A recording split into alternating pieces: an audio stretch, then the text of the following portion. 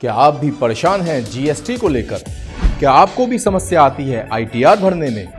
चाहे करते हैं आप नौकरी या व्यापार, और अगर आप परेशान हैं टैक्सेशन से संबंधित प्रश्नों को लेकर, तो अब आपके लिए हम हर महीने की पहली तारीख को लेकर आ रहे हैं हमारा विशेष कार्यक्रम, जिसमें हमारे एक्सपर्ट सीए राकेश अग्रवाल देंगे आपके सभी टैक्सेशन संबंधित सवालों का जवाब। तो देखना ना भूलें हमारा खास कार्यक्रम टैक्सेशन परिचर्चा। और अपने सवालों के लिए हमें आप कॉल कर सकते हैं, व्हाट्सएप कर सकते हैं, और हम अपने कार्यक्रम के माध्यम से आपके हर सवाल का देंगे जवाब। कॉल करें 9084449335 पर या व्हाट्सएप करें 9528012311 पर। तो देखना ना भूलें हमारा खास कार्यक्रम टैक्सेशन परिचर्चा पहली तारीख को हर महीने की। करदाता सुखी भव। जी हाँ दर्शकों, आपने सुना होगा अन्नदाता सुखी भव। जो भी हमें अन्न देते हैं यानी कि हमारे किसान, वो सुखी हो, पर करदाता सुखी भव ये मैं अपनी तरफ से कह रहा हूँ दर्शकों, क्योंकि जब करदाता यानी कि इनकम टैक्स जो पे करते हैं, जीएसटी पे करते हैं, उन्हीं के जो टैक्स आता है उससे ही इंफ्रास्ट्रक्चर मजबूत होता है, देश तरक्की करता है। तो करदाता सुखी भव। नमस्कार दर्शकों, मैं हूँ भूपेश कालरा और आप देख रहे हैं प्राप्त दर्पण न्यूज। हमारा खास आज का कार्यक्रम है टैक्सेशन को लेके, जो आज परिचर्चा हो रही है। उसमें हमारे गेस्ट आए हुए हैं सी राकेश अग्रवाल जी। बहुत बहुत स्वागत है सर आपका। नमस्कार सर, पहले भी आप प्रोग्राम में आ चुके हैं हमारे स्टूडियो में, और हमने बात की थी जब बजट आया था, बजट परिचर्चा के लिए जी। तो आज जो हमारा कार्यक्रम है वो है टैक्सेशन परिचर्चा जी। तो टैक्स के ऊपर। और अगर हम बात करते हैं दर्शकों टैक्स की, तो सबसे पहला जो अहम सवाल आता है सीए साहब, तो वो आता है हमारे दिमाग में कि इनकम टैक्स और जीएसटी में क्या मूलभूत अंतर है? भूपेश जी, जहाँ तक इनकम टैक्स और जीएसटी में फ़र्क का सवाल है, तो जो इनकम टैक्स या आयकर है वो वास्तव में एक प्रत्यक्ष कर है, डायरेक्ट टैक्स है जी। और जो जीएसटी है यानी गुड्स एंड सर्विस टैक्स है, वो एक इनडायरेक्ट टैक्स है यानी अप्रत्यक्ष कर है जी। इसका मतलब ये हुआ कि जो इनकम टैक्स है वो टैक्स उस आय पर लगता है जो आप कमाते हैं, यानी ये एक तरीके से डायरेक्टली आपके ऊपर लगता है। जो व्यक्ति इनकम कमा रहा है उसी को वो टैक्स पे करना है जी। और जो जीएसटी है ये इनडायरेक्ट टैक्स है। इनडायरेक्ट टैक्स का मतलब ये हुआ कि जो व्यापारी है जिससे आप कोई माल खरीदते हैं, या कोई व्यक्ति या कोई प्रोफेशनल जिससे आप सर्विसेज लेते हैं, तो जब आप उससे सर्विसेज लेते हैं या माल खरीदते हैं, तो वो अपने उस माल का जब आपको बिल इशू करता है तो उस बिल पर एक टैक्स आपसे कलेक्ट करता है जिसका नाम होता है जीएसटी। तो अल्टीमेटली वहाँ क्या हो रहा है कि जो जीएसटी है वो इनडायरेक्टली आप पे कर रहे हैं, लेकिन उसकी जो लायबिलिटी है वो किसके ऊपर डाली हुई है? सेलर के ऊपर डाली हुई है, यानी सर्विस प्रोवाइडर के ऊपर डाली हुई है। तो इस तरीके से जो बर्डन है इनडायरेक्ट टैक्स में, वो बर्डन किसी और व्यक्ति का होता है, और जो लायबिलिटी है पे करने की वो किसी और व्यक्ति की होती है। तो ये इस तरीके से इसमें ये दोनों में मूलभूत अंतर है जी। तो साथ साथ अगर हम बात करें, आपने बता दिया कि एक अंतर तो आपने बहुत अच्छा बताया, लेकिन अगर हम दोनों में रिटर्न भरना होता है, जीएसटी का भी रिटर्न भरना होता है, इनकम टैक्स का भी रिटर्न भरना होता है, और जब हम रिटर्न भरते समय जो भी हम रिटर्न भरते हैं, चाहे हम आईटीआर करते हैं, जीएसटी रिटर्न भरते हैं, तो किन किन बातों का उसमें ध्यान रखना चाहिए?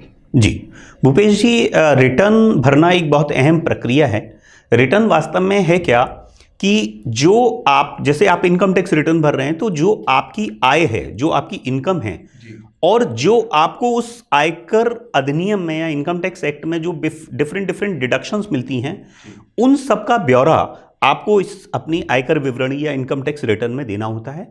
और फाइनली उसके ऊपर आपका कितना इनकम टैक्स बन रहा है वो आपको देना होता है, और वो इनकम टैक्स आपने कैसे पे किया उसकी डिटेल देनी होती है। तो ये सारी चीज़ें आपको इनकम टैक्स रिटर्न में देनी होती है। जहाँ तक जीएसटी रिटर्न का सवाल है, आपको जीएसटी रिटर्न में जो डिटेल देनी होती हैं वो आपने कितनी सेल की जी। इसके अलावा आपने कितना परचेज किया, उस परचेज के ऊपर कितना टैक्स था, सेल के ऊपर कितना टैक्स था, नेट टैक्स आपको कितना पे करना है, वो टैक्स आपने कैसे पे किया, ये सब डिटेल आपको जीएसटी रिटर्न में देनी होती है। तो आप देखते हैं कि जो इन्फॉर्मेशन है वो हमें जिस रिटर्न में देनी है, उस इन्फॉर्मेशन को ध्यान में रखते हुए हमें उस रिटर्न को भरते समय सावधानियां लेनी हैं। जैसे अगर हम लोग इनकम टैक्स रिटर्न जब भरते हैं, तो सबसे पहली बात यह है कि हमें अपनी जो टोटल इनकम है वो निकाल लेनी चाहिए या उसका असेसमेंट कर लेना चाहिए, उसका आकलन कर लेना चाहिए कि हमें कहाँ कहाँ से कितनी कितनी आय प्राप्त हो रही है, और जितनी भी हमारी आय प्राप्त हो रही है उस पूरी आय को हमें अपने इनकम टैक्स रिटर्न में शो करना चाहिए, उसमें से कुछ भी नहीं छूटना चाहिए। दूसरी बात, आप किन किन डिडक्शंस के लिए एलिजिबल हैं। जैसे बहुत सारी बार आप इन्वेस्ट करते हैं इंश्योरेंस में, या बहुत सारी बार आप जो है मेडिकल इंश्योरेंस पॉलिसी लेते हैं, या बहुत सारी बार आप जो है अपनी एजुकेशन के ऊपर खर्च करते हैं, बच्चों की एजुकेशन के ऊपर खर्च करते हैं, या आप कोई दान देते हैं। तो इन सारे डिफरेंट हेड्स में आपको डिडक्शन मिलती हैं।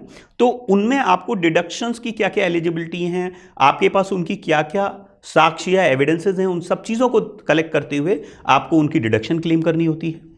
और आज की डेट में जो रिटर्न भरते समय एक बहुत महत्वपूर्ण टूल है वो है 26AS 26AS। आज की डेट में इनकम टैक्स डिपार्टमेंट के पास आपकी बहुत सारी इंफॉर्मेशन है। वो इंफॉर्मेशन आर्टिफिशियल इंटेलिजेंस के थ्रू, या जो डिफरेंट डिपार्टमेंट ने बहुत सारी अदर वेज में जो इंफॉर्मेशन कलेक्ट करने के सोर्सेज बना रखे हैं, उन सारे सोर्सेज से ये इंफॉर्मेशन आपकी 26AS में आती है, जो ये बताती है कि भाई आपने अगर कोई एफडीआर की हुई है तो उस एफडीआर पर इंटरेस्ट आपकी कितनी बनी, या फिर आपकी जो इंटरेस्ट इनकम है वो अदर सोर्सेज से कितनी है। यदि आपने कोई प्रॉपर्टी बेची है जिसकी वैल्यू 50 लाख रुपए से ऊपर थी तो आपका उस पर टीडीएस भी कटा हुआ, तो जो प्रॉपर्टी बेची उसकी भी डिटेल उसमें आ जाती है। इसके अलावा आपका जो डिफरेंट सोर्सेज से टीडीएस कटा है, टैक्स डिडक्शन एट सोर्स हुआ है, वो कहाँ से हुआ है वो भी आपको देख लेना चाहिए रिटर्न भरते समय। इसके अलावा इस बार से, इस वर्ष से इसमें एक और 26AS में हेड ऐड किया गया है जीएसटी संबंधित, यानी जो जीएसटी संबंधित ब्यौरा है, यानी जीएसटी में जो आपने सेल दिखाई है, जीएसटी में जो आपने सर्विसेज की वैल्यू दिखाई है, वो सारी की सारी जीएसटी रिटर्न से उठकर 26AS में आ जाती है। तो रिटर्न भरते समय आपको उसका भी मिलान कर लेना चाहिए कि वो डिटेल्स आपने रिटर्न में शो कर दी हैं या नहीं। इसके अलावा जो रिटर्न है उसके सभी कॉलम्स को आपको प्रॉपरली भरना चाहिए, उनमें कहीं भी कुछ छूटना नहीं चाहिए, नहीं तो वो आपका रिटर्न डिफेक्टिव हो जाता है। तो इस तरीके से रिटर्न भरते समय जो रिटर्न फॉर्म है उस पर ध्यान देना है, जो आपकी सारी इनकम्स हैं उन पर ध्यान देना है, उनकी जो टैक्सेबिलिटी है उसके ऊपर जो टैक्स बनता है उसके ऊपर ध्यान देना है। इन सब चीज़ों को ध्यान रखते हुए आपको अपना रिटर्न तैयार करना है। अग्रवाल जी, आपने एक बात बताई, बहुत अच्छी बात बताई कि कुछ डिडक्शंस होते हैं अंडर सेक्शन 80G 80C और फिर बहुत सारे होते हैं। अगर हम बात करें तो मेरे ख्याल से एक पूरा प्रोग्राम ही बन जाएगा इसके ऊपर। लेकिन अगर हम मूलभूत बात करें तो कौन से ऐसे सेक्शंस होते हैं जिनके अंतर्गत ये डिडक्शंस हो जाते हैं? देखिए, अगर हम लोग एक्ट की बात करें, आयकर अधिनियम की बात करें, तो सबसे पहले एग्जेम्पशन शुरू होती हैं। एग्जेम्पशंस के लिए एक पर्टिकुलर सेक्शन है, सेक्शन 10, जो ये बताता है कि आपकी जो बहुत सारी इनकम्स ऐसी हैं जिनके ऊपर आपको टैक्स ही नहीं देना है। जैसे फॉर एग्जांपल एग्रीकल्चर इनकम हो गई, एग्रीकल्चर इनकम के ऊपर आपको कोई टैक्स नहीं देना, कृषि की जो आय है। इसके अलावा अगर कोई पार्टनरशिप फर्म से आपको शेयर ऑफ प्रॉफिट मिल रहा है, वहां से प्रॉफिट का जो हिस्सा मिल रहा है उसके ऊपर आपको कोई टैक्स नहीं देना है, यानी कि वो एग्जेम्प्टेड है। वो एग्जेम्प्टेड है। इसी तरीके से बहुत सारी जो इनकम्स हैं सेक्शन 10 में ये बताई गई हैं कि ये सारी इनकम्स एग्जेम्प्ट हैं। इसके अलावा सैलरी हेड की बात करें तो सैलरी में आपको स्टैंडर्ड डिडक्शन मिलती है, सैलरी में आपको एंटरटेनमेंट अलाउंस की डिडक्शन मिलती है। आप अगर एलटीसी यानी लीव ट्रैवल कंसेशन आपका एम्प्लॉयर देता है तो उसके ऊपर भी आपको छूट मिलती है। हाउस रेंट अलाउंस अगर है तो उसकी भी छूट मिलती है।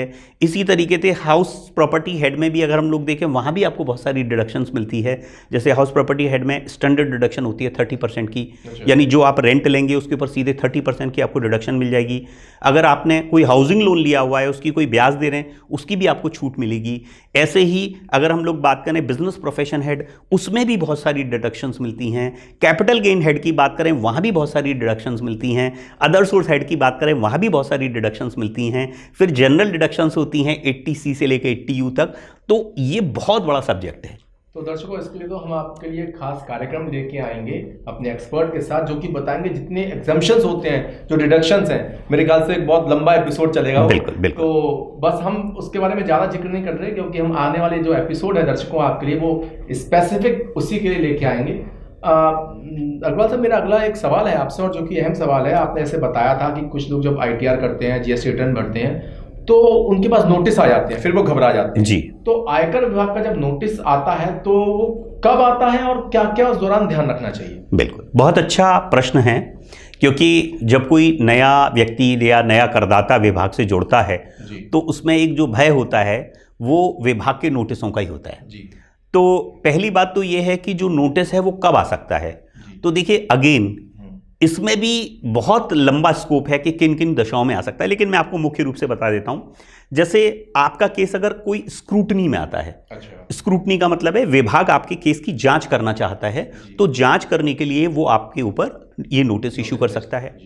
दूसरी बात यह है कि यदि आपकी कोई इनकम कर लगने से छूट गई है तो उस चीज को टैक्स करने के लिए या उस इनकम को भी टैक्स करने के लिए विभाग आपको नोटिस इशू कर सकता है।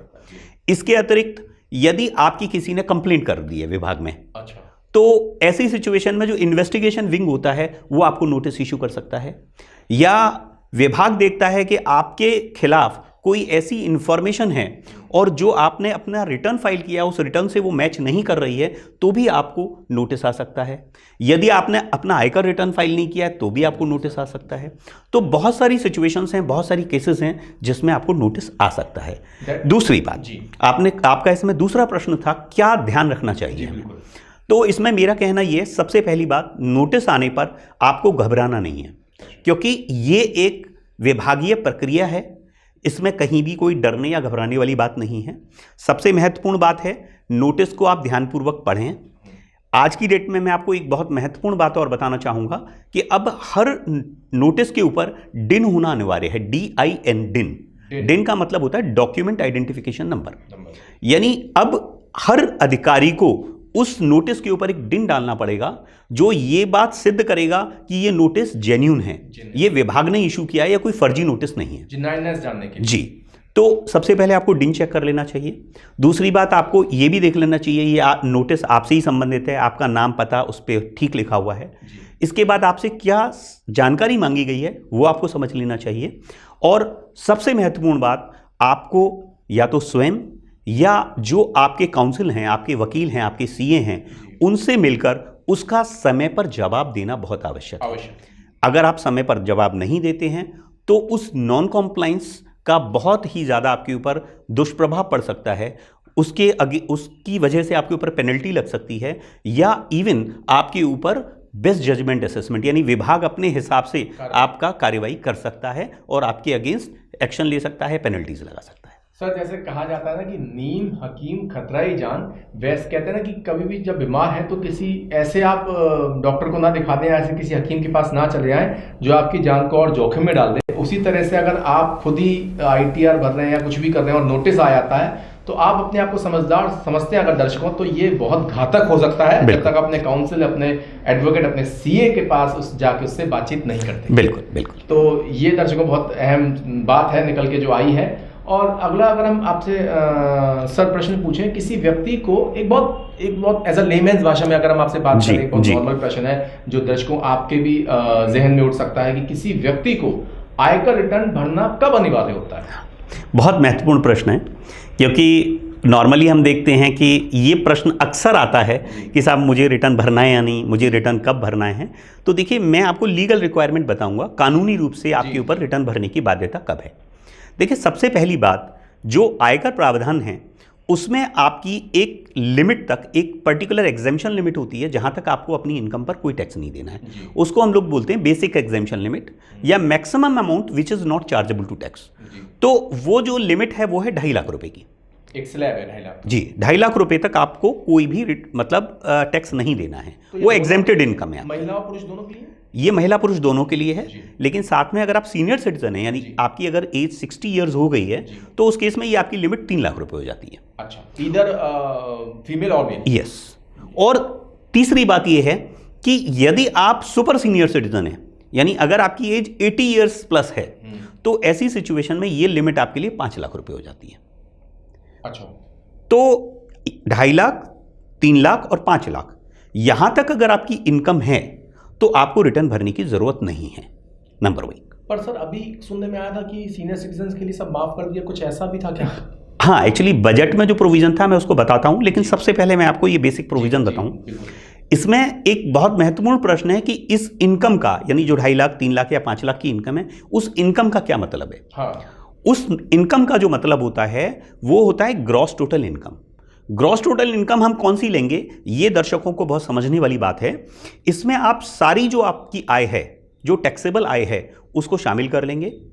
उसमें से जो 80C से लेके 80U तक की जो डिडक्शंस हैं उनको माइनस नहीं करेंगे, यानी इनकम जो ली जाएंगी वो डिडक्शंस को घटाने से पहले ली जाएंगी। दूसरी बात, ये जो इनकम ली जाएंगी इसमें एक कैपिटल गेन हेड होता है, यानी अगर आप किसी एसेट को बेचते हैं तो उसके ऊपर जो आपको लाभ होता है, फायदा होता है, उसको कैपिटल गेन बोलते हैं जी। उन कैपिटल गेन्स पर आपको डिडक्शन जो मिलती है, एक सेक्शन 54 होता है, 54, 54B, इसी तरीके से 54 सीरीज की जो डिडक्शंस हैं उन डिडक्शंस को घटाने से पहले। अच्छा। यानी जो आपको इनकम लेनी है, ये आप मोटे तौर पे मान के चलें, ये ग्रॉस टोटल इनकम लेनी है। अगर आपकी ये जो इनकम है ये 2.5 लाख रुपए से ऊपर है तो ऐसी सिचुएशन में आपको रिटर्न भरना है, और अगर ये 2.5 लाख से नीचे है तो आपको रिटर्न भरने की बाध्यता नहीं है। लेकिन इनकम कौन सी लेनी है ये बहुत महत्वपूर्ण है। जैसे फॉर एग्जांपल आपकी कोई इनकम नहीं है, आपने मान के चलिए 25 लाख की प्रॉपर्टी बेची और आपने उसको जो खरीदा था वो पिछले साल खरीदा था और वो आपने खरीदा था 20 लाख रुपए का, तो उसके ऊपर गेन हो गया आपको 5 लाख रुपए का। तो हालांकि आपकी और कोई इनकम नहीं है, लेकिन आपकी 5 लाख रुपए की इनकम है। अब आप क्या है कि ये मकान जो आपने बेचा, इस मकान के बदले दूसरा मकान ले लेते हैं, तो ऐसी सिचुएशन में ये जो 5 लाख रुपए का कैपिटल गेन है ये टैक्स फ्री हो जाता है, इसके ऊपर टैक्स नहीं देना होता है। अच्छा। लेकिन हालांकि आपकी इनकम टैक्सेबल नहीं बन रही है, लेकिन इस दिशा में आपको अपना आयकर रिटर्न भरना अनिवार्य है, क्योंकि वो 54 सेक्शन की जो डिडक्शन है वो डिडक्शन है नए घर खरीदने वाली। तो नए घर को खरीद के आपने ये डिडक्शन ली, तो उस डिडक्शन को लेने से पहले आपकी इनकम कितनी बन रही है, 5 लाख रुपए, जो कि 2.5 लाख रुपए से ऊपर है। इस केस में आपको अपना आयकर रिटर्न भरना पड़ेगा। एक महत्वपूर्ण जानकारी और दे दूं, एक ये लास्ट ईयर अमेंडमेंट हुआ था जिसमें कुछ लोगों को और आयकर रिटर्न भरना है, जो बहुत ध्यान रखने वाली बात है। पहली बात, जिन लोगों ने अपने बैंक के करंट अकाउंट में 1 करोड़ रुपए से ज्यादा की रकम जमा की है, सारे बैंक अकाउंटों में, सारे करंट अकाउंटों में मिला के यदि 1 करोड़ रुपए से ऊपर की डिपॉजिट है, चाहे उनकी इनकम टैक्स फ्री हो, टैक्सेबल नहीं हो, तो भी उनको रिटर्न भरना है। दूसरी बात, यदि आपने कोई फॉरेन ट्रेवल के ऊपर खर्च किया है और यह खर्च की राशि 2 लाख रुपए से अधिक है, तो भी आपको रिटर्न भरना अनिवार्य है।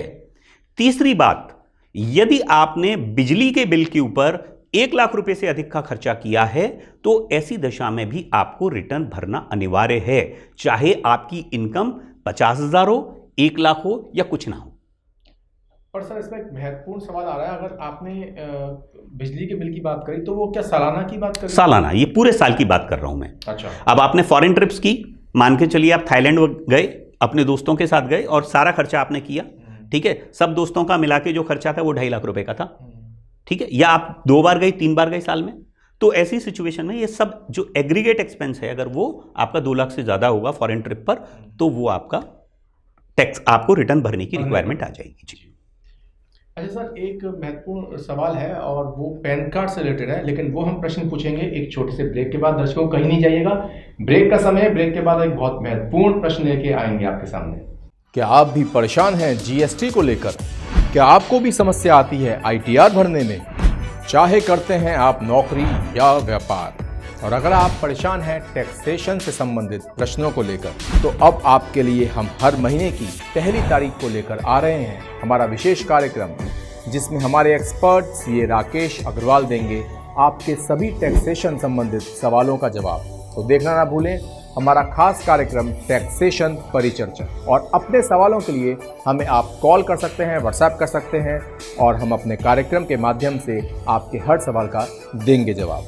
कॉल करें 9084449335 पर या व्हाट्सएप करें 9528012311 पर। तो देखना ना भूलें हमारा खास कार्यक्रम टैक्सेशन परिचर्चा 1 तारीख को हर महीने की।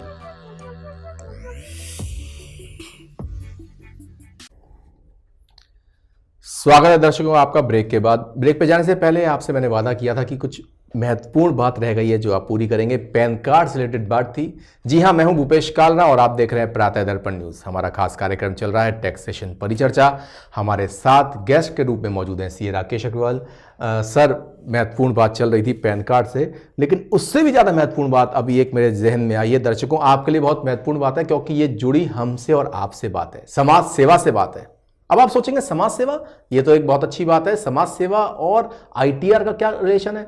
तो आज हमारे गेस्ट बताएंगे कि समाज सेवा और आईटीआर का क्या कनेक्शन है। सर गलत तो नहीं किया मैंने? नहीं, बिल्कुल ठीक कह रहे हैं। एक्चुअली मैं अभी आपको जो क्लॉजेस बता रहा था, जिसमें मैंने बताया था कि अगर आपकी इनकम टैक्सेबल नहीं है फिर भी आपको रिटर्न भरने की आवश्यकता है। जैसे कि आपके बैंक अकाउंट में अगर 1 करोड़ से ऊपर की जमा है, या फिर दूसरा आपने अगर कोई फॉरेन ट्रिप के ऊपर खर्चा किया है 2 लाख रुपए से ज़्यादा, या आपने बिजली के बिल के ऊपर खर्चा किया 1 लाख रुपए से ज़्यादा, तो ऐसी सिचुएशन में आपको रिटर्न भरने की ज़रूरत है। तो इसमें जो लैंग्वेज यूज़ की हुई है लॉ में, वो आपने अपना या किसी और दूसरे व्यक्ति के लिए भी अगर ये किया है, जैसे फॉर एग्जांपल फॉरेन ट्रिप किया आपने, और ये जो खर्चा आपने अपनी पत्नी के लिए दिया, अपनी बच्चों के लिए दिया, अपने दोस्तों के लिए दिया है, तो ऐसी दशा में ये जो खर्चा है अगर ये 2 लाख रुपए से ऊपर है तो आपको अपना रिटर्न भरना ज़रूरी है। चाहे वो पैसा आपने उधार लेके फॉरेन ट्रिप की हो या किसी दोस्त से उधार मांग के की हो, लेकिन अगर आपने वो खर्चा किया है और फॉरेन ट्रिप की है तो आपको यहाँ रिटर्न भरना ज़रूरी है। इसी तरीके से अगर आप 10,000 रुपये महीने का बिल जमा कर रहे हैं तो इसका मतलब पूरे साल में आपका जो बिल है वो 1 लाख रुपये से ऊपर है, तो आपको यहाँ रिटर्न भरना ज़रूरी है। इसी तरीके से आपके अकाउंट में, आपके करंट अकाउंट में अगर डिपॉजिट हो रही है, वो किसी मित्र की ही क्यों ना हो, वो किसी पहचान वाले की क्यों ना हो, वो किसी रिश्तेदार की क्यों ना हो, अगर आपके अकाउंट में वो पैसा आ रहा है और उसकी टोटल वैल्यू 1 करोड़ रुपए से ऊपर है, तो ऐसी सिचुएशन में भी आपको रिटर्न भरना है। तो दर्शकों अब आप बात समझे, किस समाज सेवा की बात कर रहा था मैं। जी हाँ, ये समाज सेवा कई बार ऐसी होती है जो अब घातक पड़ने वाली है हमको और आपको। कैसे? कई बार होता है दोस्तों कि हम लोग सोचते हैं दर्शकों कि चलो मेरे दोस्त ने मुझे कहा है कि मैं तेरा बिजली का बिल जमा कर देता हूं, मेरे पास पेटीएम है या डिजिटल किसी भी प्लेटफॉर्म से अगर हम जमा करते हैं और हम समाज सेवा के तौर पे जमा करते हैं, तो आप जरा ब्रेक मार लीजिए, थांबा जिसे कहते हैं ब्रेक मार लीजिए, क्योंकि अब आपने अगर अपने मित्रों का या अपने पड़ोसियों का बिल जमा कराया अपने ही नंबर से और वो कहीं जाके महीने का 10,000 से ऊपर पड़ गया, तो साल भर में आपका 1 लाख से ऊपर हो गया और आपके पास तो विभाग का नोटिस आ सकता है कि भैया जी जल्दी से आप अपना आईटीआर जमा करें। यही बात है। और अगर आप फॉरेन ट्रिप कर रहे हैं और आप थोड़ा सा दिखा रहे हैं कि नहीं सबके पैसे मैं भरूंगा, तो अभी ब्रेक मार लीजिए। और साथ साथ अभी सर ने एक बात और महत्वपूर्ण बताई थी कि कई बार क्या होता है कि हम लोग अपने ही बैंक अकाउंट में कहता है कोई दोस्त या पड़ोसी कि भाई मेरे से पैसे ले लो, आपके बैंक अकाउंट में डाल देता हूं, बाद मुझसे ले लो, यही कहते हैं। बिल्कुल बिल्कुल। तो ये भी अब जरा सा रोक दीजिए, समाज सेवा बहुत हो गई, पहले अपने आप से करिए। कहते हैं ना कि मी फर्स्ट। तो ये कुछ ऐसी बातें आज हमारे सीए साहब ने बताई हैं जो बहुत महत्वपूर्ण है दर्शकों, और साथ साथ एक हंसी मजाक की बात अलग चलती है लेकिन बहुत महत्वपूर्ण बात है, क्योंकि कहीं ना कहीं हम धोखा खा जाते हैं। और अब जो लॉ आया उसके अंतर्गत अगर ये चीज होती है तो हमें अपने कदम रोकने पड़ेंगे। बिल्कुल। बात हम दोबारा उसी बात पे आते हैं, पैन कार्ड से रिलेटेड जो बात हमने जाने से पहले हमने बात कही थी सीए साहब। पैन कार्ड कह रहे थे, ज्यादातर अहम सवाल होता है कि भाई मैंने पैन कार्ड तो बनवा लिया, तो अब क्या मुझे आईटीआर करना पड़ेगा, अपना इनकम टैक्स भरना पड़ेगा या नहीं? तो क्या वो उसका, देखिए पैन कार्ड बनवाना एक अलग रिक्वायरमेंट है, मतलब आपने पैन कार्ड बनवा लिया कोई दिक्कत नहीं, लेकिन रिटर्न भरने की जो रिक्वायरमेंट है, जैसा कि आपके जो पहला वाला प्रश्न था उसमें मैंने आपको बताया कि आपको रिटर्न कब भरना है, ठीक है ना। तो उन चीज़ों को ध्यान में रखते हुए, उन लीगल रिक्वायरमेंट्स को ध्यान में रखते हुए आपको रिटर्न भरने की रिक्वायरमेंट रहेगी। अगर सिर्फ आपके पास पैन कार्ड है और आपकी कोई भी टैक्सेबल इनकम नहीं है और तो आपको रिटर्न भरने की ज़रूरत नहीं है। रिटर्न अगर आप नहीं भर रहे हैं उस केस में और डिपार्टमेंट से अगर बाई चांस कोई नोटिस भी आता है तो भी घबराने की आवश्यकता नहीं है। आपको केवल यही जवाब देना है कि भाई मेरी इनकम टैक्सेबल नहीं है, इसलिए मुझे रिटर्न भरने की ज़रूरत नहीं है। लेकिन दर्शकों खास बात जो ध्यान रखने की वो ये है कि आपको सच बोलना है। कई बार आदमी सोचता है कि मैं छुपा लूंगा, तो आप छुप तो नहीं सकते, क्योंकि 26AS एक तरह से एक आर्टिफिशियल इंटेलिजेंस चल रही है, बिल्कुल, जो सबकी एक जासूसी हो रही है और वो आपकी एक बात विभाग के पास पहुंच रही है। बिल्कुल। इसके अलावा मैं आपको एक चीज़ और ऐड करना चाहूँगा, क्योंकि आपने बताया विभाग के पास सारी जानकारी पहुंच रही है। आज से कुछ समय पहले हम टीवी पे एक विज्ञापन देखा करते थे कि हम सब कुछ देख रहे हैं, ये आयकर विभाग का ही आता था। जी। तो इस सब कुछ देख रहे हैं की बड़ी महत्वपूर्ण बात है, इसके पीछे बहुत बड़ी बैकिंग है कि बहुत सारे केसेस में डिपार्टमेंट क्या करता है, इंफॉर्मेशन कलेक्ट करता है और उसके लिए एक स्टेटमेंट होता है जिसको बोलते हैं SFT, statement of financial transactions. इसने क्या किया है कि बहुत सारे लोगों के लिए रिक्वायरमेंट रखी है कि आप इन सारी चीज़ों की सूचनाएं व्यक्तिवार, यानी किस व्यक्ति से संबंधित है ये हमें देंगे। जैसे आपने अपने सेविंग अकाउंट में 10 लाख रुपए से ऊपर नकद जमा कर दिए, ये इंफॉर्मेशन विभाग के पास जानी है। यदि आपने 2 लाख रुपए से ऊपर के शेयर्स खरीदे, यूनिट्स खरीदी, इस चीज़ की इंफॉर्मेशन विभाग के पास जानी है। यदि आपने कोई 30 लाख रुपए से ऊपर की प्रॉपर्टी खरीदी या बेची, इसकी इंफॉर्मेशन विभाग के पास जानी है। ऐसी ही बहुत लंबी लिस्ट है जिसके अकॉर्डिंग ये जो इंफॉर्मेशन है ये ऑटोमेटिकली विभाग के पास जाती हैं। और यदि आप अपना रिटर्न नहीं फाइल कर रहे हैं या गलत फाइल कर रहे हैं तो आप फंस जाएंगे। ऐसी सिचुएशन में न केवल पेनल्टी बल्कि विभाग प्रोसिक्यूट कर सकता है, विभाग आपको जेल भी भेज सकता है। यानी कि विधिक कार्रवाई भी इस पे हो सकती है। बिल्कुल। सर, अगला सवाल है, जो ईयर क्लोजिंग हो रही है तो ईयर क्लोजिंग के टाइम तो सब लोग अपने इनकम आयकर के ये जमा करते ही हैं रिटर्न, तो इस समय क्या क्या ध्यान रखना चाहिए? देखिए, ईयर एंडिंग या ईयर क्लोजिंग पर हम लोग बिल्कुल जनरल बात कर रहे हैं आज टैक्सेशन के ऊपर।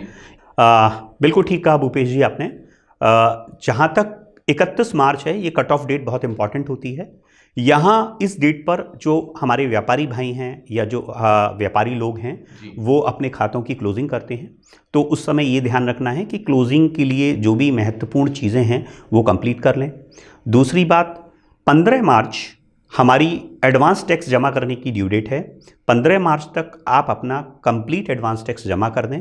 यदि आप इस एडवांस टैक्स को समय से जमा नहीं करते हैं तो ऐसी सिचुएशन में आपको 234C सेक्शन है उसकी ब्याज लगेगी। और यदि ये आप 31 मार्च तक जमा नहीं कर पाए तो एक सेक्शन है इनकम टैक्स में 234B, उसकी भी ब्याज आपके ऊपर लग सकती है। तो आप अपना कर या एडवांस टैक्स समय से जमा कर दें। इसके अलावा अगर आपने अपना इनकम टैक्स रिटर्न फाइल नहीं किया है तो जो भी एडिशनल फीस है उसके साथ अपना इनकम टैक्स रिटर्न फाइल कर दें। इसके अलावा जो भी आपकी जो बुक्स ऑफ अकाउंट्स हैं उसकी क्लोजिंग के लिए जो फर्दर रिक्वायरमेंट्स हैं, जैसे आपको पैसा अपना किसी इन्वेस्ट करना है 80C की डिडक्शन लेने के लिए या किसी और डिडक्शन के लिए, तो वो भी आप पैसा अपना इन्वेस्ट कर सकते हैं। तो इन सब चीज़ों का आपको विशेष रूप से ध्यान रखना है। सर, अगले साल से जो नया आयकर स्लैब सरकार ने घोषित किया है उसमें क्या खास है?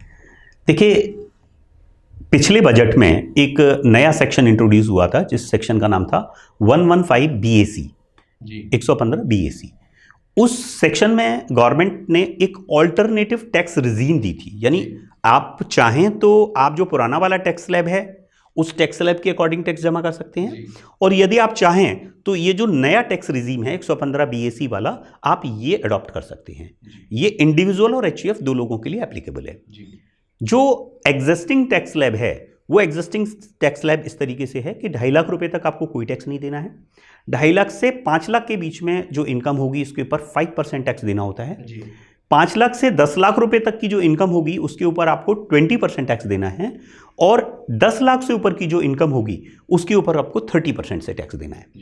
लेकिन ये जो ऑल्टरनेटिव टैक्स रिजीम आई थी, इस रिजीम में सरकार ने कहा कि आप एक काम कीजिए, आप अपनी जो डिडक्शंस हैं बहुत सारी जो उन्होंने बताई थी उन सबको भूल जाइए। आपको वो सारी डिडक्शंस नहीं मिलेंगी। जैसे सैलरी के ऊपर स्टैंडर्ड डिडक्शन नहीं मिलेगी, हाउस प्रॉपर्टी के ऊपर इंटरेस्ट की 2 लाख की जो डिडक्शन मिलती है वो नहीं मिलेगी, 80C से लेके 80U तक की डिडक्शंस नहीं मिलेंगी, काफ़ी सारी इसमें 1-2 को छोड़ के, और भी बहुत सारी डिडक्शंस हैं जो आपको भूलनी पड़ेंगी। ये भूल जाइए। इसको भूलने के बाद आपका जो टैक्स स्लैब है वो उन्होंने रिड्यूस कर दिया, टैक्स का रेट रिड्यूस कर दिया और एक नया स्लैब बना दिया। उस स्लैब में क्या है, सबसे पहले 2.5 लाख रुपए तक कोई टैक्स नहीं, 2.5 से 5 अगेन वही 5%, 5 से लेकर 7.5 तक, यानी हर 2.5 लाख रुपए को बढ़ाते गए। 5 से 7.5 पर टैक्स का रेट हो गया 10%, 7.5 से 10 के बीच में 15%, 10 से 12.5 के बीच में 20%, 12.5 से 15 के बीच में 25% और 15 से ऊपर 30%। तो ये इन्होंने एक नया टैक्स स्लैब इंट्रोड्यूस किया। नया टैक्स स्लैब इंट्रोड्यूस करने के साथ उन्होंने कहा आपको कोई डिडक्शंस नहीं मिलेंगी। तो कहीं ना कहीं मुझे लगता है गवर्नमेंट की मंशा ये है कि लोग अपना इस नए वाले टैक्स रिजीम को ऑप्ट करें, अपने खर्चे बढ़ाएं, क्योंकि वहाँ क्या है, आपको उस डिडक्शन को लेने के लिए क्या करना है, इन्वेस्ट करना है। तो गवर्नमेंट की कहीं ये मंशा थी कि लोग अपनी स्पेंडिंग्स बढ़ाएं, खर्चा बढ़ाएं, जिससे कि, क्योंकि सीधी बात है कि यदि आप इन्वेस्ट नहीं करेंगे तो उस पैसे को खर्च करेंगे तो वो आपका इकोनॉमी का पार्ट बनेगा। तो ऐसी सिचुएशन में कहीं ना कहीं गवर्नमेंट की मंशा ये रही होगी इसमें कि इससे कहीं ना कहीं जो हमारी इकोनॉमी है उसको एक बूस्ट मिलेगा। तो ये एक इन्होंने ऑल्टरनेट टैक्स रिजीम इंट्रोड्यूस की थी। ये पूरी तरह ऑप्शनल है। आप चाहें तो पुरानी वाली टैक्स रिजीम के अकॉर्डिंग अपना टैक्स जमा कर सकते हैं, या आप चाहें तो नई वाली टैक्स रिजीम के अकॉर्डिंग अपना टैक्स जमा कर सकते हैं। ये जो टैक्स रिजीम है, ये टैक्स रिजीम आपका नेक्स्ट ईयर से यानी नेक्स्ट ईयर का मतलब हो गया हमारा जो साल जो चल रहा है 20-21, इस साल से एप्लीकेबल हो जाएगा। यानी इसके लिए असेसमेंट ईयर जो होता है वो होता है 21-22। हाँ, वहाँ से ये एप्लीकेबल है। सर चलते चलते एक बहुत अहम सवाल और है, विवाद से विश्वास, ये इसके बारे में आप हमारे दर्शकों को बताइए। जी, ये एक बड़ी महत्वपूर्ण स्कीम थी जो सरकार ने इंट्रोड्यूस की थी, और इस स्कीम का जो मेन, जैसे नाम से पता चल रहा है, विवाद से विश्वास गई थी, विवाद से विश्वास। इसमें क्या है कि अगर आपके कोई लिटिगेशंस हैं, आपके कोई झगड़े चल रहे हैं विवाद से, और उन झगड़ों के अगेंस्ट आपने अपील फाइल की हुई है, तो आप क्या कर सकते हैं, आप इस स्कीम में अपने आप को दर्ज करा सकते हैं, अपनी ये डिक्लेयर कर सकते हैं, साहब मैं इस स्कीम को ऑप्ट कर रहा हूँ। इस स्कीम को अगर आप ऑप्ट कर लेते हैं तो ऐसी दशा में आपको केवल जो टैक्स का अमाउंट है वही देना है। यानी उसके ऊपर अगर कोई ब्याज है वो आपको देने की जरूरत नहीं होगी। दूसरी बात, अगर कोई पेनल्टी है वो आपको देने की जरूरत नहीं पड़ेगी, और इसके अलावा अगर विभाग प्रोसिक्यूशन करता है उस प्रोसिक्यूशन से भी इम्यूनिटी मिल जाएगी। यानी अगर हम देखें तो आपको लगता है कि मेरा जो एडिशन हुआ है या मेरी जो इनकम विभाग ने बढ़ाई है या मेरा जो असेसमेंट किया है वो असेसमेंट जो बढ़ा के किया है वो ठीक है और मैं आगे इससे बचने के कोई चांस नहीं है, तो ऐसी सिचुएशन में बेटर है कि आप इस विवाद से विश्वास वाली स्कीम को ऑप्ट कर लें। अभी इसकी जो आखिरी तारीख थी वो 28 फरवरी थी इस डिक्लेरेशन को देने की, लेकिन सरकार ने अभी इसको 1 महीने के लिए फिर से बढ़ा दिया है, और अब आप इस स्कीम को 31 मार्च 2021 तक ऑप्ट कर सकते हैं। तो एक बहुत बड़ी अपॉर्चुनिटी है उन लोगों के लिए जो आगे जो अपने लिटिगेशंस हैं उन लिटिगेशंस को आगे कंटिन्यू नहीं करना चाहते हैं, उनको वहीं क्लोज करना चाहते हैं, उनके लिए एक बहुत अच्छी अपॉर्चुनिटी है। हमारे आज के गेस्ट ये राकेश अग्रवाल जी हमारे स्टूडियो में मौजूद थे, जिन्होंने ढेर सारी जानकारी दी दर्शकों, और साथ साथ ये भी बताया कि जो विवाद से विश्वास की स्कीम है कितनी अच्छी स्कीम है, इसको आप ऑप्ट कर सकते हैं।